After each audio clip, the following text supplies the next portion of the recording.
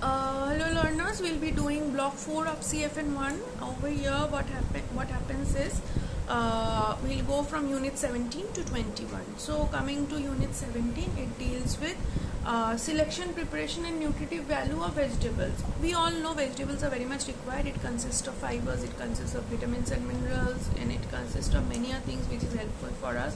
So if we want to classify vegetables, there are green leafy vegetables, roots and tubers, and other vegetables. Green leafy vegetables are filled with vitamin A, vitamins more, and also it contains fiber.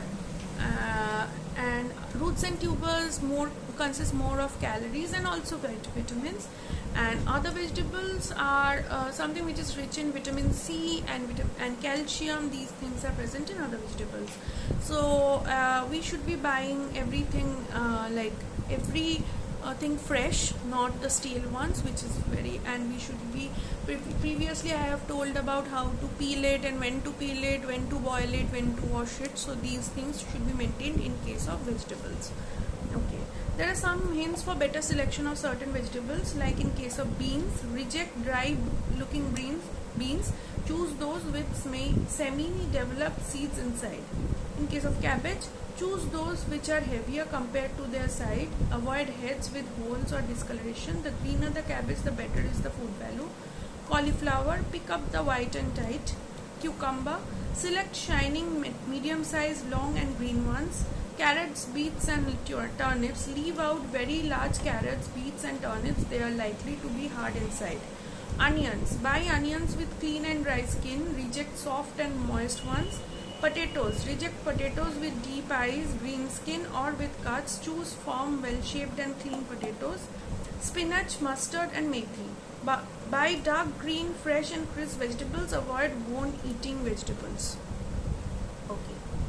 And in case of storage, we should keep it in clean place, in a proper place where there is no microorganism or any insects contamination can happen. And it should not, and the vegetables are very perishable ones, so it is preferable that you keep it for 1-2 days in a cool place or in a refrigerator and use it by then. Don't use stale ones. Okay. We all know about it, so I'm not just going through it as these are in your chapter. Now coming to unit 18, which deals with selection of fruits and their nutritive value. It is the same as vegetables, so I am not repeating it again. It is same as vegetables, and the selection procedure is also same, and the storage is also same. So, and we don't cook, we normally eat fruits raw, so we should eat ripe ones. Sometimes unripe ones are needed because of the taste, but we should eat the ripe ones, and we should not cut fruits for long. We should eat it at once.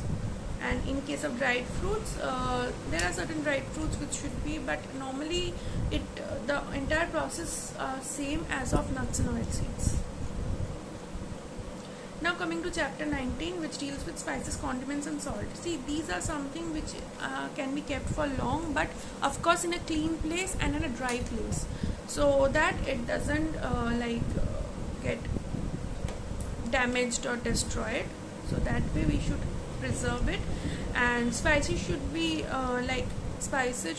free of adulterant. We should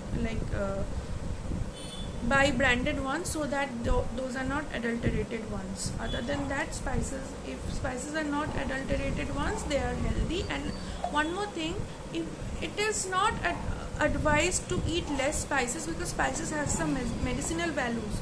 So when a person is suffering for something, we don't need to give that person a bland spices and condiments rejected diet. That is not basically required. The thing which is required, which is less oil diet. So if we give a bit of spices to enhance the taste, which is the main importance of a spice, then it is very good for health, and it also has certain medicinal values. Of course, in case of GI problems, GI irritants should be avoided.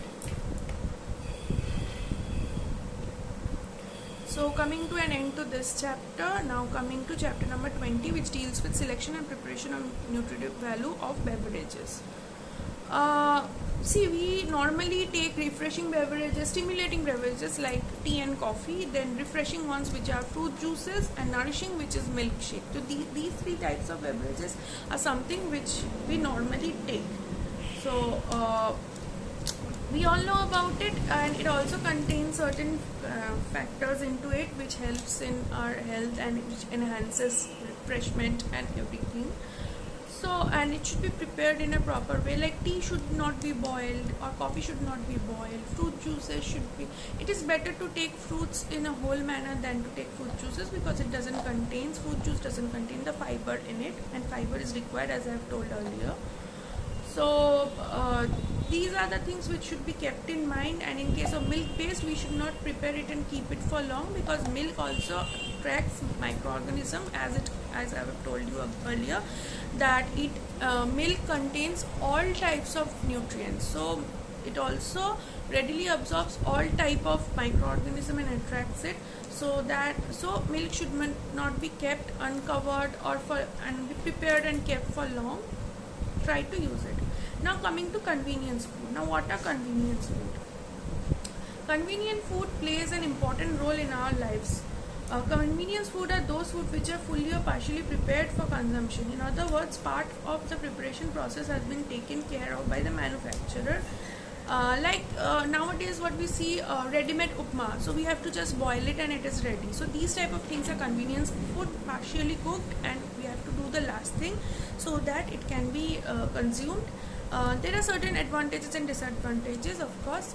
Due to the low moisture into it, sometimes what happens, the nutritive value lessens down, and this is one of the disadvantage. And one advantage is that you do not to cook, and you have if you have less time to prepare something, then this is the best thing you can have. But of course you should buy branded ones with all the marks and standards maintained ones for healthy one. So convenience food can be like canned foods, packed foods, then frozen foods. So these can be of any time, and of course you should read the label before buying anything. So label reading is very much important. By this we come to the end of CFN 1. From the next video onwards I will be doing CFN 2. Thank you.